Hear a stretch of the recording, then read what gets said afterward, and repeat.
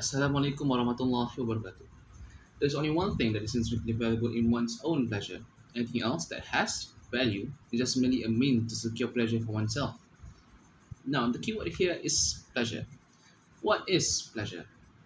And what is it? There's certain group of people, and I would like to focus on teenagers, so obsessed by this sensation.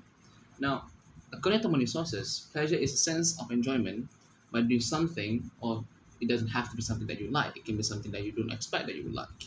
And the reason for me to bring up this topic is because that there is a certain group of people, and let might I say that again, I want to focus on teenagers that are applying pleasure as a big part of their lives. So basically, they are focused on pleasure and nothing else.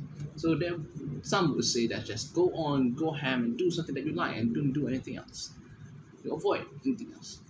Now, this kind of lifestyle, which is engulfed with pleasure, is actually there's a name for this kind of lifestyle, which is called hedonism. And what is hedonism? And why is it that people are still doing it even though they know the side effects?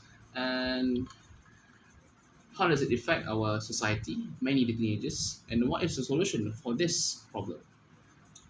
Now, to learn about hedonism, let's go back way back to the past in the fourth centuries, and when the Greek civilization still exists. During this time around, there's a lot of scholars thus producing a lot of philosophies, and one of this philosophy is a life engulfed with pleasure, and this is called hedonism. This is like just mentioned before, hedonism, and this philosophy was created by Aristippus of Cyrene, and his main point of hedonism is the end goal of our action in life is to pursue pleasure and avoid pain. Then after that comes another scholar named Epicurus, which is now called the father of modern day hedonism, redefines hedonism by changing the meaning of word pleasure. And his definition of pleasure is a state of tranquility. And he believed pleasure is a sense of something gained by killing the fear of death and God. Do you see what I am getting at here? Killing, let me repeat it again. Killing the fear of death and God. So basically do anything without worrying about the side effect, worrying about the afterlife effects, and also, did you remember that the quote that I just said in the start of my presentation? Let me repeat that quote again. This quote was by Epicurus, and he said, "The only thing that is instantly valuable in one's own pleasure, and anything else that has value, is just merely a means to secure pleasure for oneself." And apart from Epicurus and Aristippus, there's also a group of scholars in the Greek philosophy, Greek civilization, and they do not follow both of this. They do not follow the Epicurus understanding of hedonism and pleasure, and their understanding of their philosophy of pleasure meant three things: eat, drink, and be merry. And I think they produce these three understanding of pleasure is because that during that time they can only gain pleasure from those three things. And there is a lot of other understanding regarding pleasure and also hedonism, but I would like to focus on these three because from all those understanding, we can just conclude that all of this hedonistic lifestyle will not is can be concluded as a negative behavior. It just doesn't have a positive effect if you are applying them throughout your life. And now when we are talking about the effects, let's move on to the effect here. Now the first effect, let me clarify. I would like to focus on teenagers again because teenagers is important here. The first effect of hedonism on the teenagers is the decrease of religious belief. Now, as I told you before, a part of understanding about hedonism is not having the fear of death and God. So you can do anything else. You can do anything without thinking about the side effects. Just do things, go ham, they might say. And another one of the outcome of applying hedonistic lifestyle in their life for years is the increase of social problems in our society. Our country has always been encountering a lot of social problems, and such let's say, for example, outside sex marriage, illegal racing, illegal drugs, abuse of drugs, and that is the worst of all.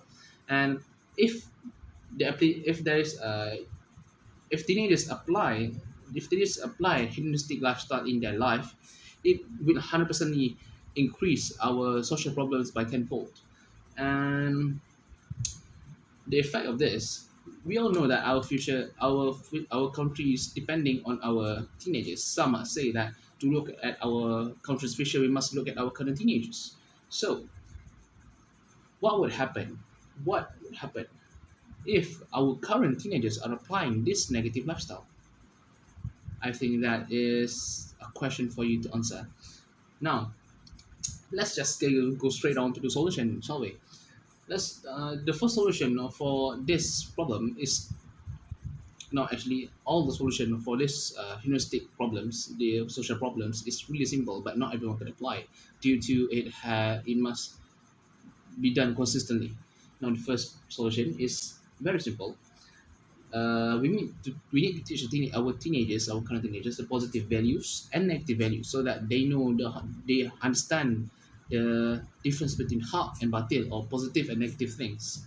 And this, this is in my opinion the most important thing, because nowadays not every teenagers do things without thinking about the side effects in long term and short term.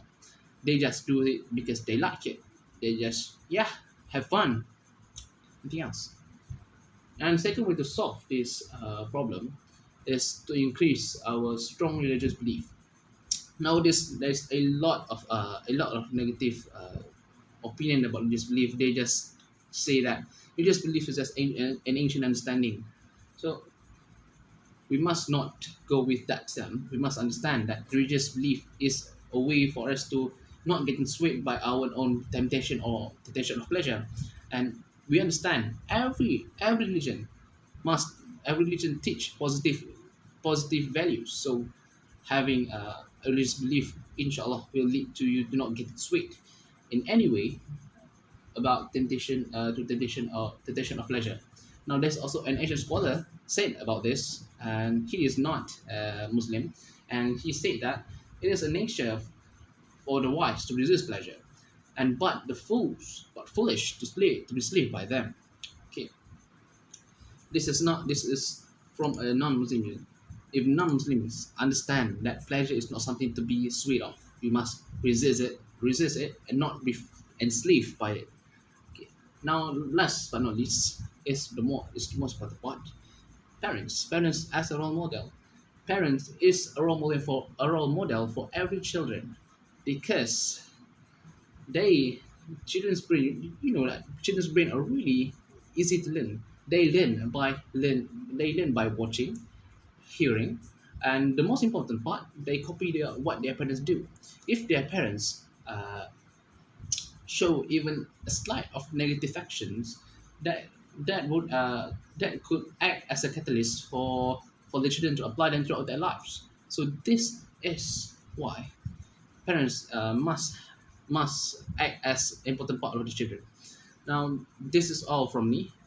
Remember, hedonism is not a way of life. Pleasure is just a way for us to just be happy for a moment, for us to actually focus, for us to actually be relieved for our stress in this life, but not being obsessed by it. Remember, obsession is not a good thing in our life. So this is all from me. Thank you for listening.